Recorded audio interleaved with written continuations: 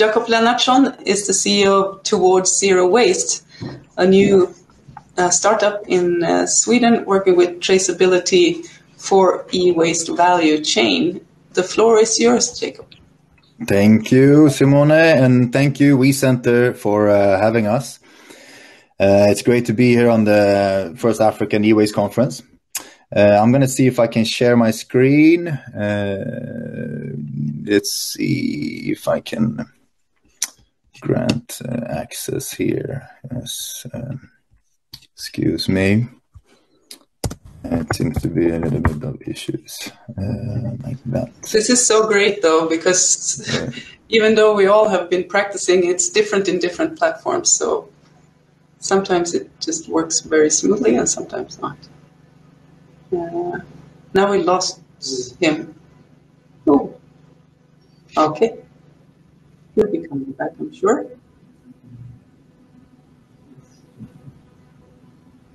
Mm-hmm.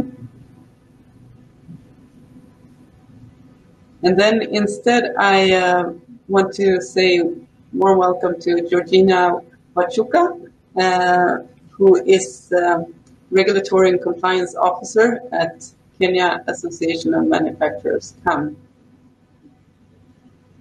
Good morning, Georgina. Good morning, Simone. How are you?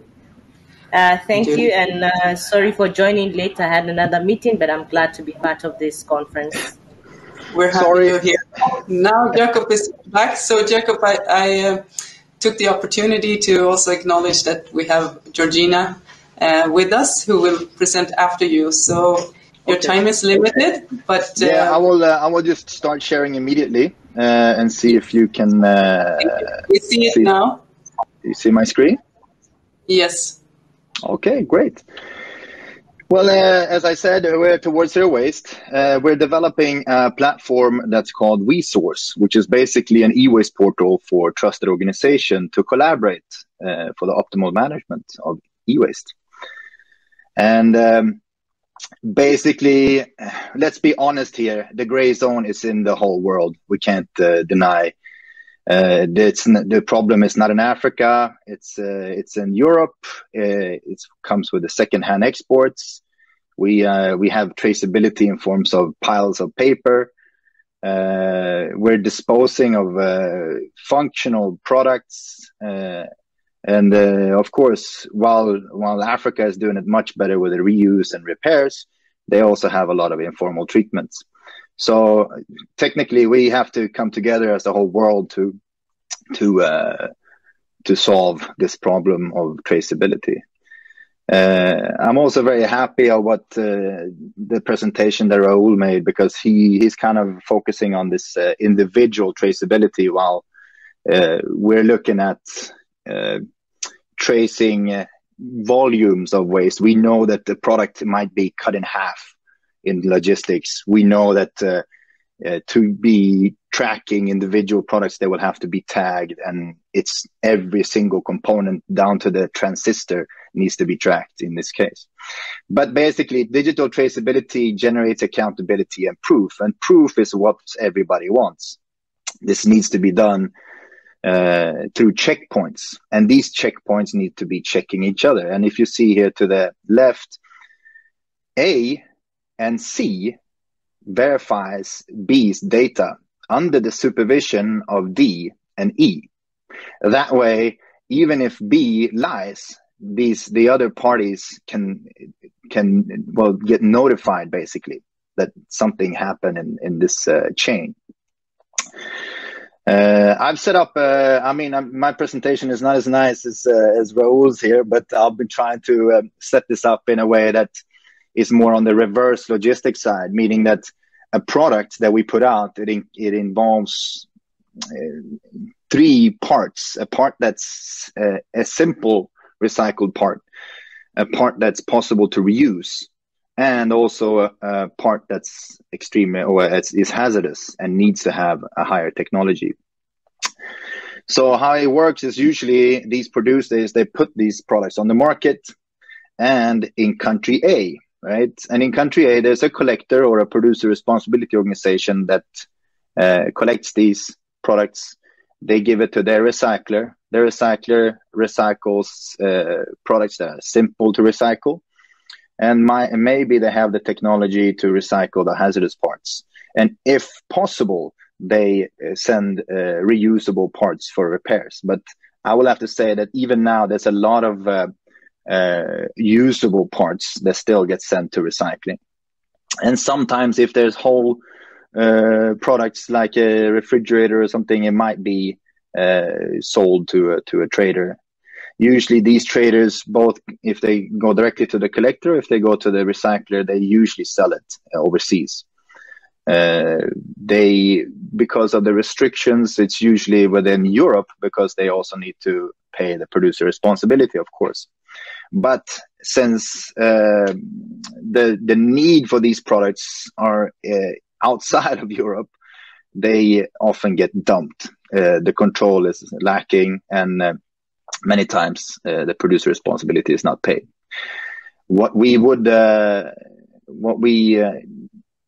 are looking at here is there's a collector, of course, that's collecting secondhand products. And what they do is they reuse these products, and this would be the optimal treatment flow is, of course, if they can get the parts that are both hazardous and easy to recycle. The ones that are easy to recycle, they recycle it locally, and the parts that are hazardous, they send it maybe even back to country A, but it could be also country C. In Africa, there might be a regional recycling center for the hazardous items. So that's how we look at it. We need to look at the parts inside these products, and we can't just track the product itself. We need to track these parts. To have a good traceable chain, there needs to be, of course, different types. We have the producers, we have the collectors, the traders, exporters, recyclers, importers, and of course, some of the more supervisory entities, which is the producer responsibility organizations, auditors, and governmental organizations. All of these needs to be a part of the chain, although the authorities, they are not really the one who inputs data. They are still one that needs to be overseeing or supervising the chain. To create a formal actor, technically there needs to be some kind of profile. There needs to be a transparent process that might be with the use of photos showing that what certificates you have, what is your capacity, your legal status, down to what is your or a business registration number. But also you need to show what kind of audits you have since previous, and also previous operational data. You also need to have some kind of social responsibility report, and also knowing an assessment of your knowledge of the Basel Convention and Bamako, etc., we directives. For this to be a trusted network, the requirements, of course, is to have the synchronized processes and standards. We know that a lot of countries, they change EU6 categories to EU10, come up with new categories, but there needs to be a common denominator like the UNO keys. Actor needs to own their own data in a secure place, and they need to be able to control their own level of transparency. Of course, to say you need to speed up a bit. Okay. Well, anyways, there needs to be a searchable directory of these players. For the technology we need to look at is, of course, internet, since it's so widespread. Blockchain, since it's decentralized, it's not owned by a specific country. It's also immutable, encrypted, and it can prove provenance. Smart contracts, which is it's basically you can track irreversible terms of an agreement. Zero knowledge proof, which is you can show proof without revealing the data. Escrow, which is trusted transactions to protect both the seller and the buyer. With mistrust, this is a big issue, of course. And of course, offline input and feature phones. This is something that comes down to the informal sector as well. You need to be able to enter data, input data without having being online. We in Europe, we take this for granted, but so much everywhere in the world, especially in the informal sector, this is could be a problem. And the fact that there's a lot of illiteracy, not only in languages, but also in technology. So it needs to be extremely simple. It cannot be, people don't know there's a menu on the side, etc. The benefits of traceability, of course, in a global reverse logistics is that you can comply to international legislation. You can have comparable networks that has an easy entry for new formal actors, whereas the competition is desirable. And of course, you can encourage informal sectors to become formal to increase their growth. They promise their future growth, but also in terms of incentives for instance, the EPR.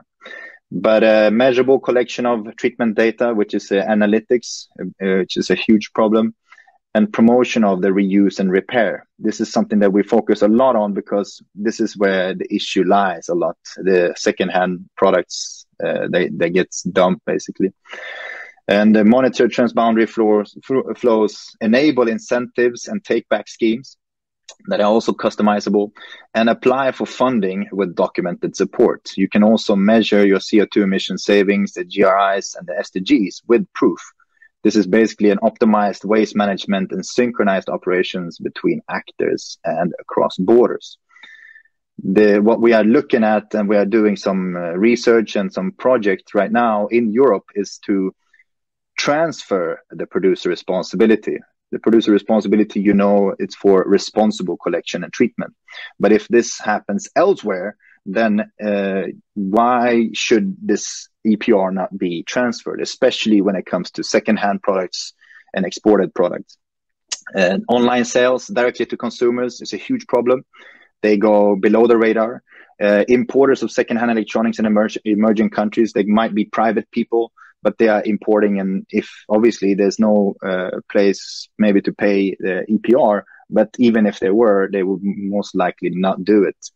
And products that are sold as reusables are dumped, meaning that they are broken and they might need immediate take back. So I would like to thank you for your time. And I'm making a little bit shameless promotion here. Please go in on wesource.com and register if you want to keep up to date on our progress and get some free membership. That's my presentation. Thank you so much, Jakob. No shame in that. We are here to share knowledge and interact with each other. So that's great. I know now people are really using the Q&A section to the right, which is great. And you also have handouts there. I'm sure you've seen the polls that you can answer some questions. Would you please? So do that while we're at this. So now we'll see. We're really trying to bring in solutions to problems. I know that we try to jump the problems because everybody knows about these problems, but really jump to the. I know why you have such insights in Africa, since your colleague is from Cameroon, correct? Yes. Yes, our partner. Yes, we have strong connections to Africa, and of course my partner Valentine is from Cameroon. So, and then you've been working yourself in Asia as well for many years. So I know you know. Yes.